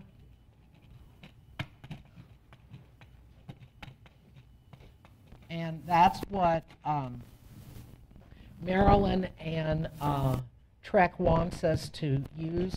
It says this is not a counter. It's a response. It's the form, and it basically says, thank you very much for your offer. We cannot accept the offer as it stands. We might be able to consider your offer if it had, and then you come back with whatever you're changing. And you just go down the thing. And then at the bottom it says, this is a response. It is not to be construed as a counter, and the property will continue to be marketed for sale and acceptance and review of any and all other offers. So a response means you can just play chess with 8 people. We don't care. Does everybody understand that?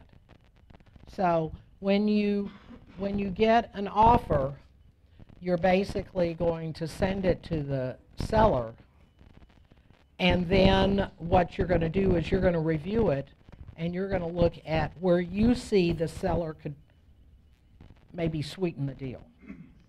So then you're going to send a net sheet, and you're telling the seller, this is a good beginning.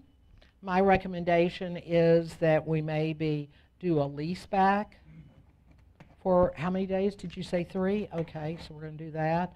And then they want $5,000 in closing costs. How do you feel about that? Seller says, no, I'll do 2. Okay, so then this comes on the response. And you always do a drop dead. In paragraph 11, it is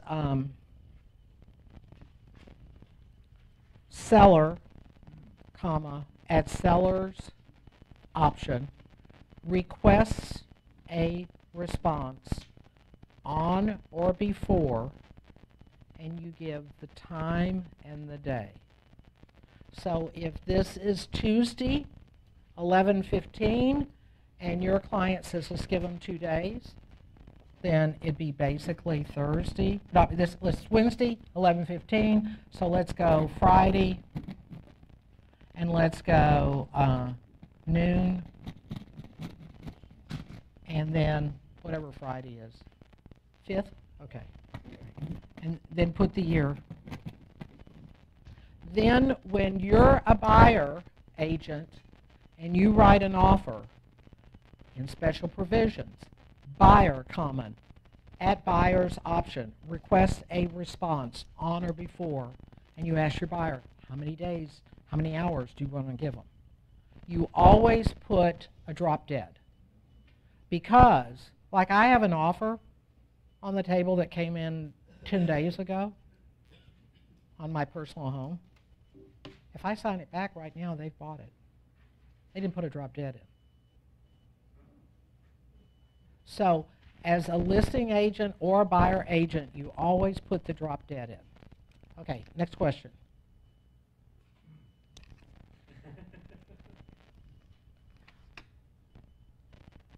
So if you have multiple offers, you have to notify all parties that there are multiple offers, and you're responding to one at a time, or do you notify? You how can does- legally, all you have to do is, so offer number 1 comes in on Monday at noon. It's sent to the client. Monday night, another offer comes in. If you're awake, I would email them back and say, thank you very much for the offer. It's being, I will forward it to the seller, probably talk to him tomorrow morning. Oh, by the way, we're in multiple offers. You just notify the second one. Then you have to call back number 1. Just wanted you to know that we have received another offer, so we're in multiple offers. But we're not going to send back 2 of those things. You can. You can send it to, I've had 17 offers Right. sometimes. I just We do a have to- flow chart, Mhm. and so you can, and the seller may say, okay, I want to respond to 1, 3, 7, and 12. Okay. So, and all those 4 may have different little responses. Mhm. Maybe, so you may, or you may say to all of them, thank you very much. You take that response to offer, thank you very much. We're in multiple offers. The seller is requesting you to submit your highest and best offer, and you give a drop dead on or before noon, Thursday, the 4th. But if I'm responding to one at a time, do I need to notify everybody that I'm responding Yes. to one at a time? Yes, it would be nice. Thank you very much. I just want you to know that the seller is reviewing the offers. And what Marilyn says, be very careful. You always use that form. You don't say countering. Because once you do countering, you can't do anything with anybody else until that deal falls apart. But if you use the word responding to offers, then you can, the next morning they'll go, I've been thinking about it. Let's just respond to all of them. Back to your verbal, how can it be an offer without consideration? You don't have to have consideration. You don't? You don't have to have earnest money. That guy won. He won. And they basically said, well, we made an offer to your agent, but we were told that, and we just didn't have time. We had to go buy another house, And When so did the that seller, change? How many years ago did that change? I don't think it's ever changed. I You think had it's to have an offer. You had to have consideration. no. That's why they don't call it earnest money anymore. The earnest money was taken out of the contract verbiage. I don't know, 7 years ago, something like that. Okay, what else? Yes. Back.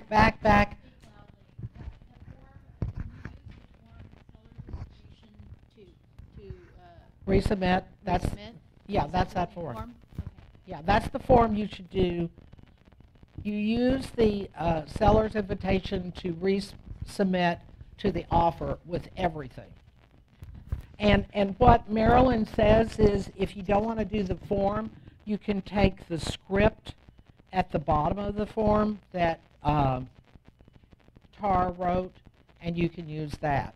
As long as it says this is not a counter, and the property is remaining on the market for sale, and the seller has the right to review and accept other offers. As long as that script on the bottom of that, and use that language, yeah, Marilyn said you can either do that in an email or you can do the form and so forth. Betty, Okay. I just wanted to ask, so one time I verbally told the agent, we invite you to,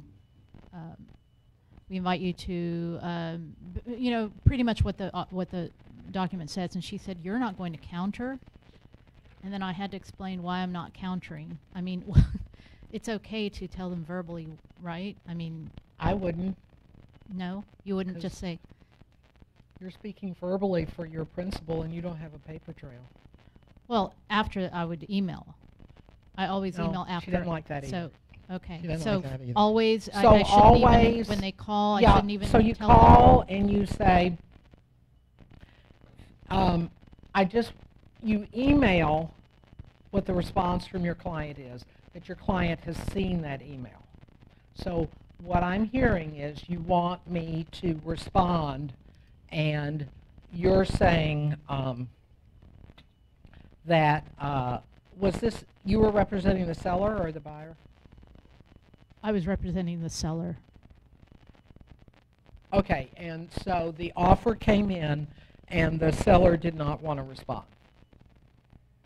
They didn't like that offer, and I told them verbally, you know, because they called me, and I said, I said the seller invites you to make an offer, pretty much what the form said, and then I always followed up with an email. Okay, so you told them to make a better offer, or you gave them specifics? I didn't give them any specifics. I said they invite you to more favorable terms. Okay, okay. Then, yes, I would.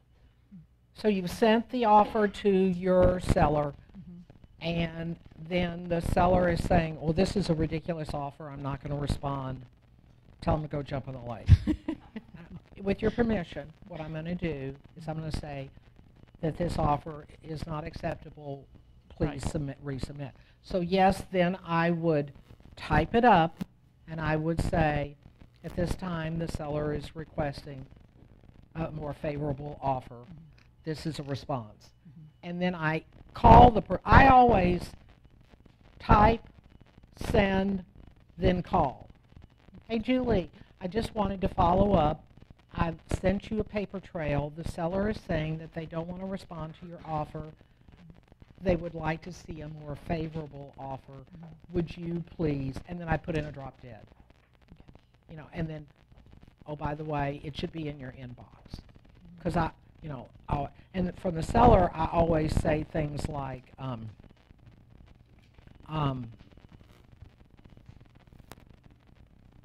what is there any, go on and send me some. I like to have a paper trail. That's why she doesn't like texting.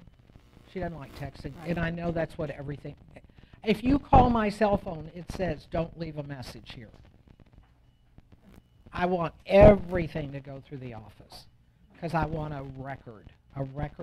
I don't want people texting me because I know that that's a big, you have to download and all that stuff, but that's just me. I want a paper trail.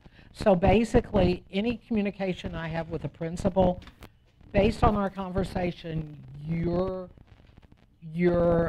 giving me permission to respond like this. And then I type it up, I send it to them. This is what I'm sending, da-da-da-da-da. Or the email. So this shows you. Okay, let me, is that the, I wonder if that's just food, or is that, or is it, will the demand come, or is it just? The food. Oh, the food came. The food person? I don't know if the man came. I know it. Let me find out. Is the Perry guy coming? No? Okay. Okay, no, he's not. But go sell a Perry home. So go get food. Where do you want your Oh, I'll take it. I'll take it. If I put you to sleep, don't tell Michael. Okay.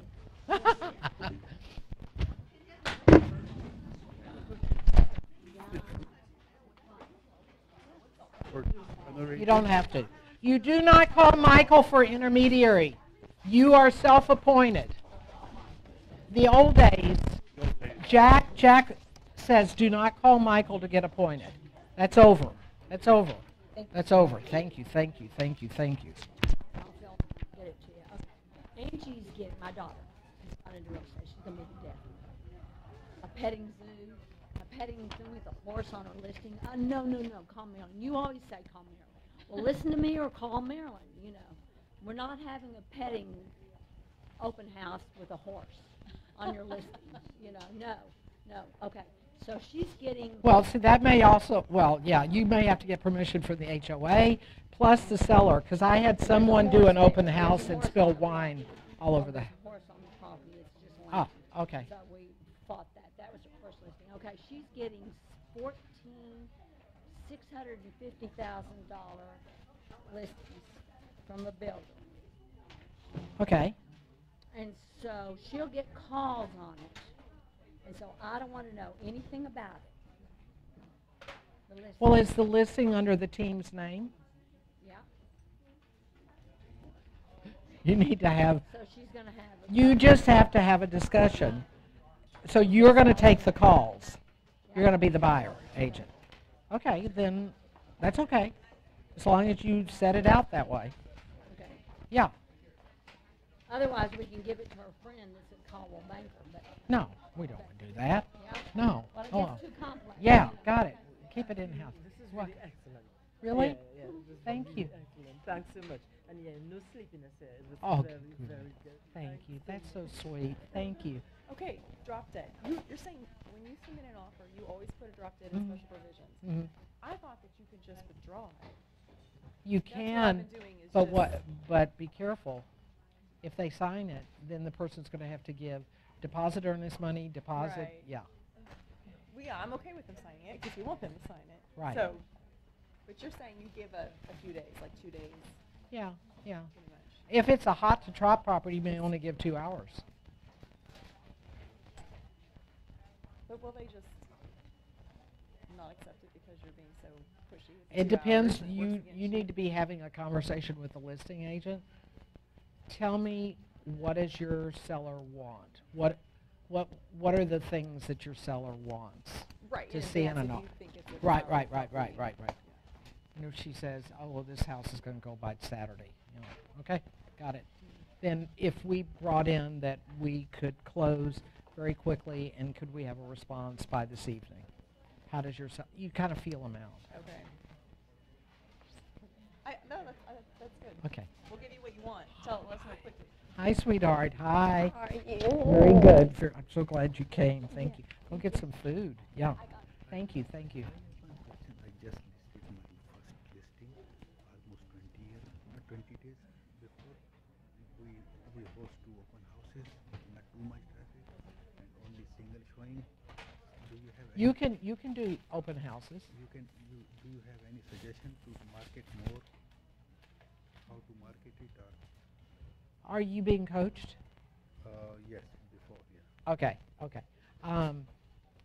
If you go into Keller Williams, it has all these suggestions on how to market it and so forth, of how to get it exposed. Do you have Facebook? Yes. Then you do that and so forth. But These are the only things. well, you're pushing it out to. It's being pushed out to all the 900 other websites. Have you looked them up? You want to make sure you've got it pushed out to all the 900 other websites. Thank you. That Keller Williams has and so forth. And then, what have you got on your sign? What number? The office number. There's office. Oh, you need to get a writer that has your number on it. Really? Hmm? We'll call you directly. Cool. That's why I was a little bit thinking to. Yeah. I have to make custom sign. Yeah, but it's just a rider. Just a rider. Okay. You can do a rider, or you can put it over this 4619393. Yeah. Cool. You're welcome.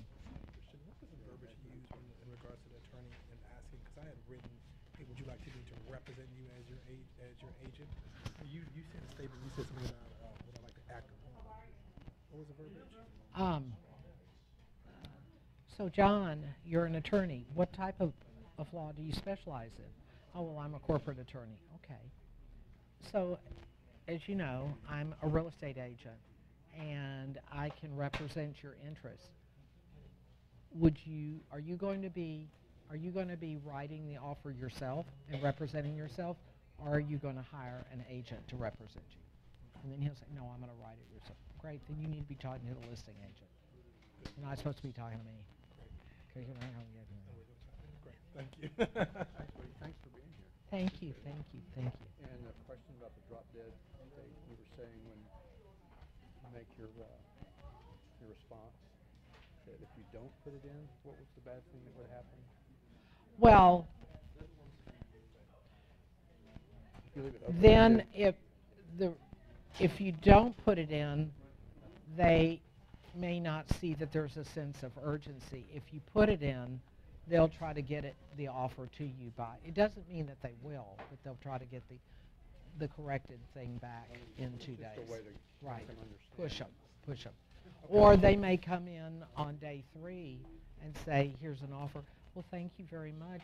We've already, the seller received several offers, and the sellers decide to go with so-and-so. You were saying also, too, that when you actually officially counter and there are other offers out there, Then you can't respond to anybody else.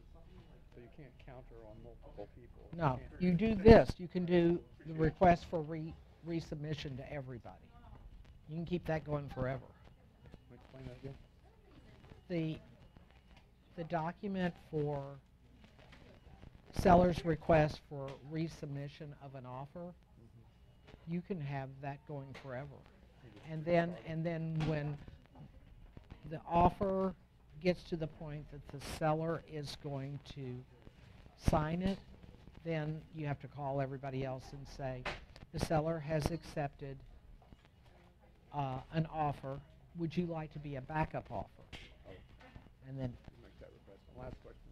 On the variable deal rate, when you were saying on the buyer's end, if it says buyer agent 3%, they're always going to get the 3%. you're right. What that's saying, if it's variable deal rate and it says yes, that's just a way to tell the buyer and the buyer's agent that there's a chance that the seller agent may take less. Yes, and with certain terms. Right. With certain terms. And so So- you ask this listing agent, what are the terms of the veritable? And they have to take. That's why it's in there. Okay. So would it be And safe what to is the amount? Yeah, what are you going to take? 0.5%? So was it safe to assume that in high dollar transactions, sometimes that would be more common?